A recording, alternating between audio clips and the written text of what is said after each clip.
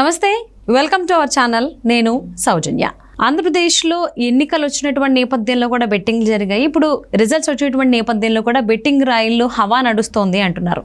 ముఖ్యంగా ఎన్టీఆర్ కృష్ణా జిల్లాల్లో బాగా ఈ బెట్టింగ్ రాయిలు మంచి జోరు మీద ఉన్నారు. అందులో విజయవాడ తూర్పు, మైలవరం, గుడివాడ, గన్నవరం ఈ 4 స్థానాలపైన కూడా ఈ బెట్టింగ్ రాయిలు బాగా ఫోకస్ చేశారు అని అంటున్నారు. మరి అంశానికి సంబంధించి వారి విశ్లేషణని మనతో పంచుకోవడానికి ఈరోజు మనతో పాటు ఉన్నారు టీడీపీ స్పోక్స్ పర్సన్ సూర్యదేవర్లత గారు ఉన్నారు. వారితో మాట్లాడదాం. నమస్తే అండి. నమస్తే. సో బెట్టింగ్ రాయిలు మంచి జోరు మీద ఉన్నారు. ఆంధ్రప్రదేశ్లో ఎన్నికలు జరిగినప్పుడు ఎంత అయితే జోరు మీద ఉన్నారో ఎవరికి టికెట్లు వస్తాయనే దానికి సంబంధించి ఇప్పుడేమో రిజల్ట్స్ రాబోతున్నాయి కాబట్టి ఇప్పుడు కూడా మంచి జోరు మీద ఉన్నారు. సో ఒక 2 రోజులు కొంచెం చిన్న గ్యాప్ తీసుకుని మళ్ళీ జోష్లోకి వస్తున్నారు అని అంటున్నారు. అందులో మరీ ముఖ్యంగా ఆంధ్రప్రదేశ్లో ఎన్టీఆర్ కృష్ణా జిల్లాకు సంబంధించి ఒక 4 స్థానాలపైన అయితే మాత్రం ఈ బెట్టింగ్ రాయిలు మామూలుగా కాదు, లక్షల్లో బెట్టింగ్లు ఆడుతున్నారు.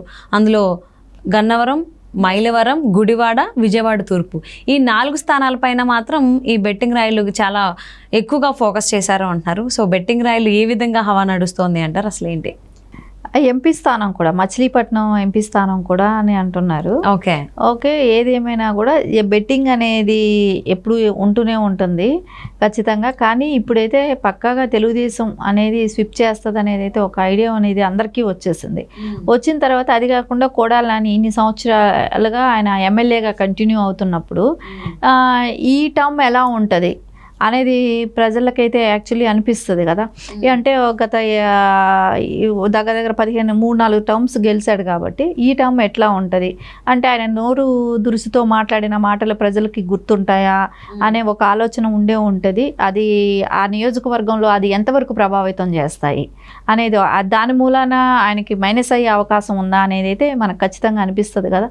దాని ఉద్దేశంతోనే ఇప్పుడు అంటే మొన్నటి వరకు కూడా కామ్గా ఉండిపోయారు. అంటే ఒకవేళ గెలుస్తారేమో నాని గారు అనే ఒక ఆలోచన వాళ్ళకు ఉండొచ్చు. కానీ ఇప్పుడైతే గెలిచే అవకాశమే లేదు. ఎందుకంటే మొత్తం చోట్ల ఇప్పుడు ఎవరెవరైతే ఇప్పుడు మనం చూసాం, ఎవరైతే మాట్లాడుతున్నారో మీడియా ముఖంగా కొంచెం ఎక్కువ ఎవరైతే నోరు పెట్టుకొని అదర్ పార్టీస్ని అంటే తెలుగుదేశం పార్టీని ఎవరైతే వచ్చి మీడియా ముందు ఎప్పుడు మాట్లాడే వాళ్ళు ఎవ్వరు కూడా నోరు తెరవట్లేదు, ఎక్కడ కూడా మాట్లాడటం లేదు. ఇక నాని గారి విషయానికి వస్తే ఆయన ఎక్కడ మాట్లాడటం లేదు. సో ఎప్పుడు ఆయన కామ్ అయిపోయాడు ఇప్పుడు. సో వీటికి దృష్ట్యా చూస్తే కొంతమందికి ఖచ్చితంగా డౌట్ వచ్చింది, ఆయన మాట్లాడటం లేదు, ఆయన కామ్ అయిపోయాడంటే ఆయన ఖచ్చితంగా అది కూడా కాకుండా ఆయన అంటే గతం వేరు, ఇప్పుడు ఈ 5 సంవత్సరాలలో వచ్చి ఆయన మాట్లాడిన మాటలు చాలా అసభ్యకరమైన మాటలు. సమాజంలో ఎవరు కూడా ఏ పొలిటీషియన్ కూడా అట్లాంటి మాటలు మాట్లాడకూడదు. అలాంటి మాటలన్నీ కూడా మాట్లాడటం జరిగింది. కులాన్ని గురించి కూడా మాట్లాడటం జరిగింది. అదే సామాజిక వర్గంలో ఉంటే అదే సామాజిక వర్గం వాళ్ళని కూడా తిట్టడం జరిగింది, అదే పేరు పెట్టి తిట్టడం కూడా జరిగింది. అవన్నీ కూడా ప్రజల దృష్టిలో అయితే ఖచ్చితంగా ఉన్నాయి కాబట్టి ఆయన ఓడిపోవటం ఖాయమనేది అనిపిస్తుంది. సో దాని మూలాన బెట్టింగ్లు కూడా పెరగటమే కానివ్వండి. అదే వంశీ తీసుకుంటే అడ్రస్ లేడు, రాష్ట్రం వదిలిపోయాడు, అమెరికా వెళ్ళిపోయాడు. సో అక్కడే గ్రీన్ కార్డ్ వస్తుందనే ఒక ఆలోచన ఉంది. అదే బాలశౌరి గారి మీద ఎంపీ క్యాండిడేట్ అయిన బాలశౌరి గారి మీద కూడా అదే జరుగుతుంది. మైలవరం కూడా కొన్ని ఇంచుమించు అక్కడ కూడా బెట్టింగ్స్ అని అన్నా కానివ్వండి. ఎట్టొచ్చినా కూడా కృష్ణా డిస్టిక్ అనేది ఎప్పుడు కూడా టీడీపీకి బాగానే మంచి సపోర్టింగ్ ఉంటుంది. అలాంటి ప్లేస్లో ఇప్పుడు వాళ్ళకు కూడా ఉంటుంది ఖచ్చితంగా. అమరావతి ఎఫెక్టు కృష్ణా జిల్లాకు కూడా ఉంటుంది. ఎందుకంటే అక్కడ దగ్గర అంటే ఈ అమరావతికిను కృష్ణా జిల్లాకి పెద్ద డిస్టెన్స్ ఏం లేదు కదా. సో అక్కడ అమరావతి డెవలప్ అయితే జిల్లా మొత్తం వీళ్ళకి కృష్ణా జిల్లాలో మొత్తం కూడా డెవలప్ అయ్యే అవకాశం ఉంది కాబట్టి ఖచ్చితంగా వాళ్ళకి అమరావతి డెవలప్ అనేది వాళ్ళకి కృష్ణా జిల్లా వాళ్ళకి కూడా అవసరం కాబట్టి ఈ పాటికి గన్నవరం ఎయిర్పోర్టే కానివ్వండి ఇవన్నీ కూడా డెవలప్ అయ్యి ఉండేది. గతంతో మనం పోల్చుకుంటే ఇంటర్నేషనల్ ఫ్లైట్స్ వచ్చేవి గన్నవరం ఎయిర్పోర్ట్కి. సో అలాంటిది ఫ్లైట్ కూడా ఇంటర్నేషనల్ ఫ్లైట్స్ రాకుండా కానివ్వండి ఇవన్నీ జరిగాయి. సో ఈ పాటికే ఎయిర్పోర్ట్ డెవలప్మెంటే కానీ ఇట్లాంటివన్నీ కూడా వాళ్ళకి ఆ నియోజకవర్గం చాలా అభివృద్ధి జరిగి ఉండేది. సో ఎక్కడ అది అభివృద్ధి జరగలేదు కూడా కాబట్టి ఖచ్చితంగా అందరికీ కూడా ఏకపక్షంగానే తెలుగుదేశంకి మద్దతు అనేది ఎక్కువ ఉంది. సో అందుకని కూడా అంటే బెట్టింగ్లు అనేది ఎప్పుడూ కూడా పందెం అంటే అదంతా కూడా మనకు ఈయన నాని గారి హవాలో పండగలకు కూడా బెట్టింగ్లు పెడతా అక్కడ క్యాజినోలు పెట్టిన ఘనత ఉన్న మంత్రి కదా. సో ఇలాంటివి కూడా ఎంకరేజ్ చేస్తుంటాడు. బెట్టింగ్లు అనేది అసలు కరెక్ట్ పద్ధతి కాదు. ఎందుకంటే ఫైనాన్షియల్గా వాళ్ళు ఇబ్బందులు పడి కుటుంబాన్ని ఇబ్బందులు పెడతారు కాబట్టి బెట్టింగ్ల మూలాన వచ్చే లాభం ఏమీ లేదు కానివ్వండి. పక్కాగా అయితే తెలుగుదేశం అయితే అధికారంకి వస్తుంది అనేది అయితే అందరికీ తెలిసిన విషయమే. అదేలాగా బాలశౌరి గారి మీద కూడా చాలామంది పెట్టారని కూడా విన్నాను. ఆయన మచిలీపట్నం అభ్యర్థి కాబట్టి, మచిలీపట్నం జనసేన అభ్యర్థిగా ఉన్నారు కాబట్టి ఆయన మీద అంటే ఎందుకంటే ఆయన గతంలో వైసీపీలో ఉండి జనసేనకి షిఫ్ట్ అయ్యారు. సో అందుమూలన ఆయన మీద కూడా అలాంటిది ఇప్పుడు గెలుస్తారా గెలవరా అనేది ఒక బెట్టింగ్స్ జరుగుతున్నాయి.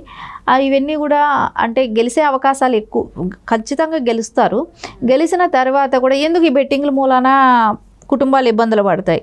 సో ఖచ్చితంగా బెట్టింగ్లు ఉండకూడదనే కోరుకోవాలి, కానీ బెట్టింగ్ల మూలాన ఎవరికైతే లాభం ఉండదు. అంటే రిజల్ట్స్కి సంబంధించి చాలామంది లక్షలు పెడుతున్నారు, కొంతమంది అయితే కోట్లు కూడా పెడుతున్నారు అని అంటున్నారు.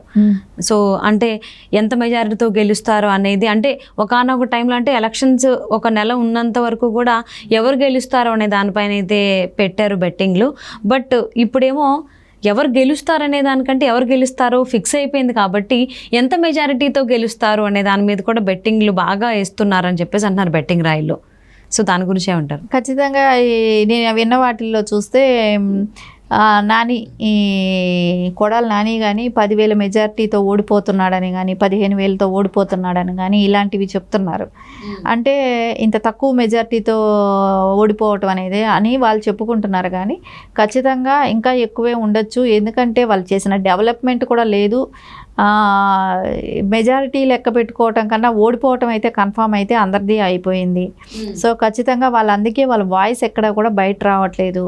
దీని అంతటికీ కారణం ఏంటంటే వాళ్ళు గతంలో చేసిన పనులు, అంటే గతంలో వాళ్ళు చేసిన నోటుకొచ్చినట్టు అందరినీ దూషించటమే కానివ్వండి, అభివృద్ధి మీద ధ్యాస పెట్టకుండా, అదే కొన్ని సినిమాల్లో కొన్ని చోట్ల మాట్లాడుతుంటారు కదా, అడిగేది ఒకటి మాట్లాడేదానికి సమాధానం ఒకటి అన్నట్టు. వీళ్ళు డెవలప్ గురించి అడిగితే వాళ్ళు ఎవరినో తిడతారు. వాళ్ళ పద్ధతి ఎలా ఉంటుందంటే, ఇది జరిగిందా, సన్న బియ్యం ఇచ్చావే, ఇస్తానని చెప్పావు, లావు బియ్యం ఎందుకు ఇచ్చావు అని అడిగారు అనుకోండి, కొడాలి నానిని, చంద్రబాబు నాయుడు గారిని తిట్టడం, లోకేష్ గారిని తిట్టడం. అంటే నువ్వు చేయలేదు ఈ పని ఏంటి అని అంటే తిట్టేదానికి రీజన్స్ పెట్టుకుంటాడు అనమాట. అలాగా అడిగిన దానికి సమాధానం చెప్పకుండా తిట్టేదానికి సంబంధం లేకుండా తిట్టిన వ్యక్తి కాబట్టి, సో ఇట్లాంటి వాళ్ళందరూ ఉన్నారు కాబట్టి ఖచ్చితంగా అభివృద్ధి మీద వాళ్ళు దృష్టి పెట్టలేదు కాబట్టి ఓడిపోయే అవకాశం ఖచ్చితంగా ఉంది. ఓకే, అంటే వైసీపీ వాళ్ళు ఓడిపోతారని గట్టిగానే వినిపిస్తోంది, కూటమే అధికారంలోకి రాబోతోంది అని అంటున్నారు.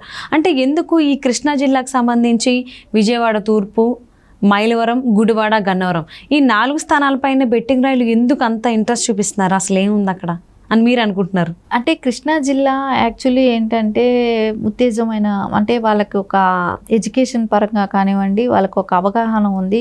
రేపు పొద్దున ఎక్కడైనా కూడా వాళ్ళకి రాజకీయంలో జరిగే కరప్షనే కానివ్వండి, అన్ని రకాలుగా కూడా ముందు గుర్తించగలుగుతుంది. ఎందుకంటే పక్కనే వాళ్ళకి అమరావతి కూడా వాళ్ళకి పక్కన ఉంది కాబట్టి, అమరావతిలో ఏ రోజు డెవలప్ అవుద్దా అని ఎదురు చూసే వాళ్ళల్లో ప్రముఖులుగా, అంటే అక్కడ రైతులకు కూడా, అంటే పక్కనే ఉంది కాబట్టి కొంతమంది ఆల్రెడీ అక్కడ సెటిల్ అయిన వాళ్ళు కూడా పక్క జిల్లాలే కాబట్టి ఖచ్చితంగా వాళ్ళకైతే బాగా నష్టపోయి ఉన్నారు. కృష్ణా డిస్టిక్ వాళ్ళు కూడా నష్టపోయి ఉన్నారు.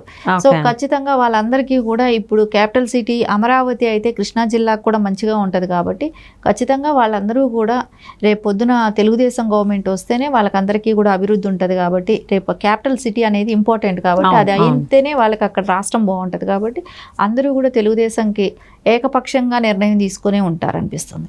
మరి బెట్టింగ్ రాయలు అయితే మంచి జోష్లో ఉన్నారు. మరి ముఖ్యంగా ఎన్టీఆర్ కృష్ణా జిల్లాకైతే ఆ 4 స్థానాలు విజయవాడ తూర్పు, మైలవరం, గుడివాడ, గన్నవరం వీటిపైన బాగా ఫోకస్ పెట్టారు బెట్టింగ్ రాయలు. సో చూద్దామండి ఏ రకంగా ఈ బెట్టింగ్స్ అనేవి రాబోయే రోజుల్లో. ఇంకా రిజల్ట్స్కి 10-15 రోజులు టైం ఉంది కాబట్టి 13 days ఉంది ఎగ్జాక్ట్గా చెప్పాలి అంటే. చూద్దాం ఇంకెంత జోష్లో పెరుగుతారో వీళ్ళు అనేది. Thank you so much.